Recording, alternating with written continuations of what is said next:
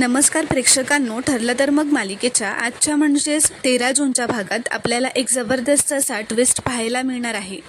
पण त्याआधी जर तुम्ही माझ्या चॅनलवर नवीन असाल तर चॅनलला प्लीज सबस्क्राईब करा. आता आपण पाहतो की अर्जुन व चैतन्य सकाळपासूनच त्या पोलीस स्टेशनच्या बाहेर बसलेले असतात.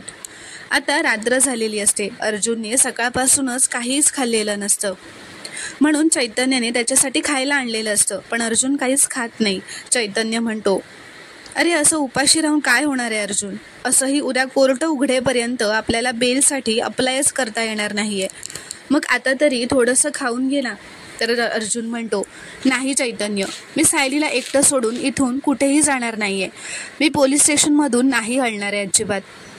तर आता इथे दुसरीकडे रात्री प्रिया जेव्हा सायलीवर नको ते आरोप करत होती तेव्हा मधुभाऊंचा रागाच्या भरात प्रियावर हात उठलेला असतो. पण त्यांनी तिला मारलेलं नसतं, त्यांचा फक्त हात उठलेला असतो. तर प्रिया रागातच म्हणते, मारा ना, मारा, थांबलात कशाला, खरं बोलण्याची शिक्षा द्या मला.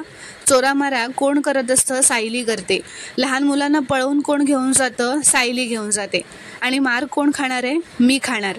तर अश्विन म्हणतो, तन्वी आता हे सगळं नको, प्लीज शांत हो जरा. तर प्रिया आता त्याच्यावर रागातच म्हणते, तू मला काय शिकवतोयस अश्विन, मधुभाऊंना सांग ना, ते हात उगारतायत तुझ्या बायकोवर. तर प्रताप आता रागातच म्हणतो, कारण ते तुझे वडील आहेत तन्वी, त्यांनी स्वतःला आवर घातलाय, पण तुला जाब विचारायचा त्यांना पूर्ण अधिकार आहे. तर प्रिया आज म्हणते, मग ते सायलीला का जाब विचारत नाही आहेत. तर प्रताप म्हणतात, कारण सायलीने असं काहीच केलेलं असेल याच्यावर आमचा कोणाचाच विश्वास नाही आहे. अगं खोट्या आरोपाचं काय सांगतेस, सायलीवर असे खोटे आरोप खूप वेळा झालेत. सायलीवर चोरीचा आरोप झाला होता आणि नंतर तू तोंड कशी पडली होतीस, आठवतंय ना. तर कल्पना म्हणते, तन्वी तू ना जरा थांब, आता आधीच ना खूप भयंकर घडलंय, त्यात तू जुनं काहीतरी उकरायला जाऊ नकोस, प्लीज थांब. तर आता दुसऱ्या दिवशी सकाळी कल्पनाही दाराकडे डोळे करून उभी असते. ती आता अर्जुन सायलीची वाट बघत असते. प्रतापही तिच्यासोबत असतो. कल्पना म्हणते, अहो मला खूप काळजी वाटते, आता सायली अर्जुनची खूपच काळजी वाटते, तुम्ही अर्जुनला फोन लावून द्या, मला त्याच्याशी बोलायचं आहे. तर आता प्रियासुद्धा पायऱ्यांजवळच येते व त्या दोघांचं बोलणं लांब उभं राहूनच ऐकत असते. व तिने आता ऐकलेलं असतं. ती मनातच म्हणते, अर्जुन डोळ्यासमोर असला की या कल्पीचं तोंड वाकडं असतं आणि आता प्रेम उतू चाललंय. या आई कॅटेगरी बायकांचं ना काही कळतच नाही.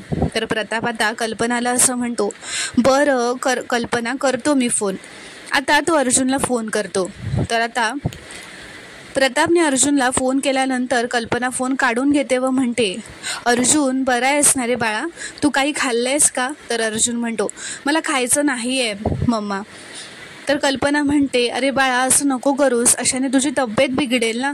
तर अर्जुन म्हणतो, मम्मा मी कालपासून सायलीला भेटलो नाही आहे, मला भेटता काय बघतासुद्धा आलं नाही आहे, कशी असेल, काय करत असेल, आणि मी सुद्धा या सगळ्यात काहीच करू शकत नाही आहे. या सगळ्यात मला भूक कशी लागणार आहे मम्मा.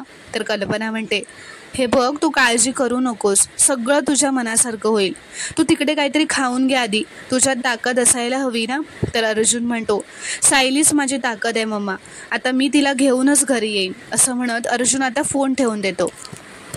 तर आता अर्जुन व चैतन्य आतमध्ये पोलीस स्टेशनमध्ये आलेले असतात. थोड्या वेळातच पोलीस इन्स्पेक्टरसुद्धा पोलीस स्टेशनला येतात.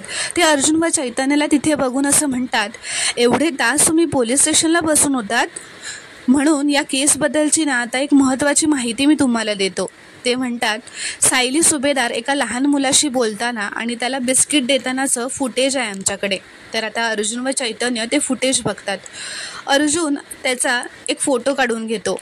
अर्जुन म्हणतो, पण बिस्किट दिल्याने काहीही प्रूफ होत नाही आहे इन्स्पेक्टर. आणि चैतन्य असं म्हणतो, आणि यात असं कुठेच दिसत नाही आहे की सायली वहिनी मुलाला पळवून नेते. तर पोलीस म्हणतात, या फुटेजमध्ये तो मुलगा रडताना दिसतोय, त्यानंतर रडताना सायली सुभेदार त्या मुलाला रस्ता क्रॉस करून घेऊन जाताना दिसते. त्यानंतर फुटेज नाही आहे आमच्याकडे, पण त्यानंतर तो मुलगा गायब झाला आहे आणि त्याला भेटलेली सायली ही शेवटची व्यक्ती होती. तर अर्जुन म्हणतो, म्हणजे तुमचा फक्त संशय आहे माझ्या बायकोवर, ती एका मुलाशी बोलते, यावरून तुम्ही डायरेक्ट चाइल्ड ट्रॅफिकिंगपर्यंत पोहोचलात. तर पोलीस असं म्हणतात, हे बघा, अशा भोळ्या बाबड्या दिसणाऱ्या स्त्रियाच ना असा चाइल्ड ट्रॅफिकिंगच्या केसेसमध्ये चांगला अनुभव असतो त्यांना. हा आमचा अनुभव आहे. तर अर्जुन म्हणतो, पण तुमचा हा अनुभव कोर्टात स्कॅन करणार नाही आहे इन्स्पेक्टर.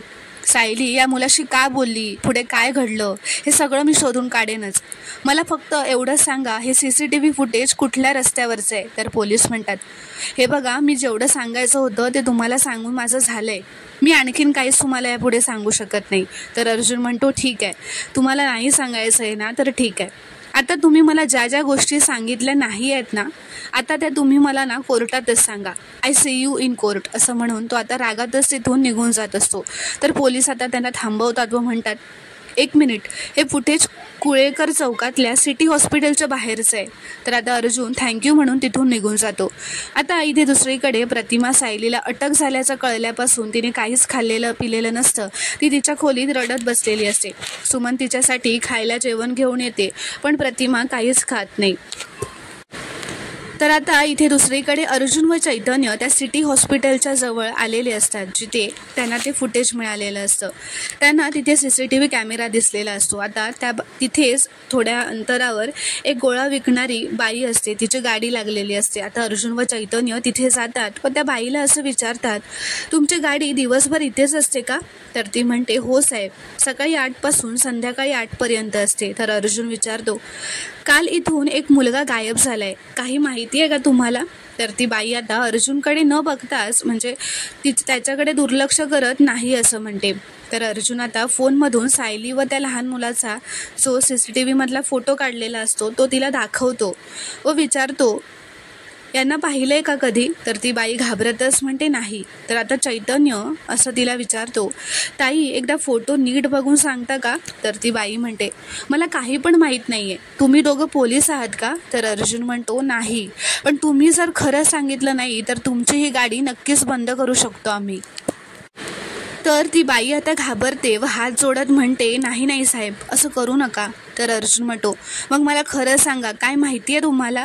या मुलाला तुम्ही बघितलं आहे का इथे? आणि तो कधी गायब झाला? सगळं खरं खरं सांगा मला. तर ती बाई म्हणते, सांगते साहेब, हा पोरगा माझ्याकडेच आहे साहेब. ती आता कोणाला तरी फोन करते व म्हणते, हॅलो, त्या पोराला गाडीवर घेऊन ये लवकर. तर अर्जुन आता हे ऐकून खूपच शॉक होतो. तो म्हणतो, काय? म्हणजे या मुलाला तुम्ही किडनॅप केलंय? तर ती बाई म्हणते, नाही साहेब, त्या पोराला मी ओळखत पण नाही. काल 2 गुंड आले होते, मला धमकवायला लागले, म्हणाले या पोराला तुझ्याकडे ठेव. तर आता एक माणूस त्या पोराला घेऊन तिथे येतो. ती बाई म्हणते, हा बघा, हाच आहे तो पोरगा. तर मी बोलले पण त्या गुंडांना की कशापायी बारक्या जीवाचे हाल करायचे.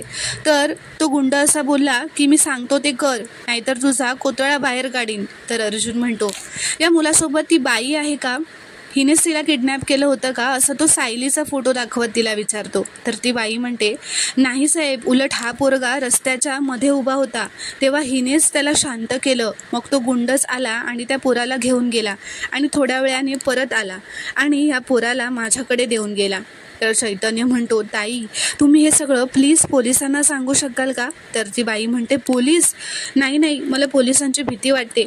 तर अर्जुन म्हणतो, हे बघा, पोलीस आपल्या रक्षणासाठी असतात, पण तुम्ही जर खरं सांगितलं नाही तर तुमचं रक्षण कोणीही करू शकणार नाही. अँड आय प्रॉमिस, तुम्ही जर खरं सांगितलं ना तिथे येऊन, तर तुम्ही यात अजिबात अडकणार नाही. ही जबाबदारी माझी. तर आता ती बाई पोलीस स्टेशनला यायला तयार होते. अर्जुन तिला पोलीस स्टेशनला घेऊन येतो व पोलिसांना म्हणतो, इन्स्पेक्टर, तुम्ही जे CCTV फुटेज मला दाखवलं होतं तिथे या ताई सरबतची गाडी लावतात. ताई, खरं काय घडलं होतं ते सांगा यांना. तर ती बाई असं म्हणते, साहेब, त्या पोराला फोटोतल्या ताईने पळवून नेलेलं नाही आहे, म्हणजे सायलीने पळवून नेलेलं नाही आहे. तर अर्जुन म्हणतो, तो मुलगा सायलीकडे नाही आहे. तर पोलीस म्हणतात, कशावरून? तर ती बाई म्हणते, एक माणूस येऊन त्या पोराला तिथनं घेऊन गेला आणि तो गेल्यावर त्या ताई तिथून निघाल्या. तो माणूस गुंड होता साहेब. तर पोलीस म्हणतात, पोलीस आता अर्जुनकडे बघतात व हसू लागतात व म्हणतात, काय सुभेदार साहेब, तुम्ही तुमच्या बायकोला वाचवायला असे खोटे साक्षीदार पैसे देऊन घेऊन याल असं वाटलं नव्हतं मला. तर अर्जुन म्हणतो, मला माहीत होतं की तुम्ही माझ्यावर हाच आरोप करणार. ठीक आहे, याची साक्ष नाही, पण तो मुलगा स्वतः येऊन तुम्हाला खरं सांगेल, मग तरी पटेल ना तुम्हाला? तर पोलीस म्हणतात, अहो सुभेदार साहेब, तुमच्या बायकोने त्या मुलाला कुठेतरी लपवून ठेवलंय. तुम्ही त्या मुलाला इथे कसं घेऊन येणार? तर अर्जुन आता रागातच जोरातच म्हणतो, चैतन्य त्या मुलाला आत घेऊन ये. तर आता चैतन्य त्या मुलाला आत घेऊन येतो. ते बघून पोलीससुद्धा आता शॉक होतात. त्यांना सुद्धा धक्का बसतो. अर्जुन म्हणतो, हा तोच मुलगा आहे ज्याला माझ्या बायकोने किडनॅप केलं असं तुम्ही ठरवलं.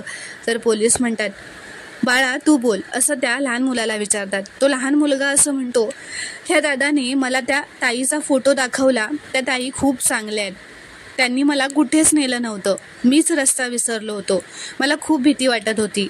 त्या ताईने मला बिस्किट दिलं. तर चैतन्य म्हणतो, इन्स्पेक्टर साहेब, या मुलाचं स्टेटमेंट तरी व्हॅलिड असेल ना? तर पोलीस म्हणतात, ह्या मुलाच्या वडिलांना आता सायली सुभेदार विरुद्धची तक्रार मागे घ्यावीच लागेल. तर अर्जुन म्हणतो, मग आता माझ्या बायकोला सोडा, हे तुम्हाला वेगळं सांगायला नको.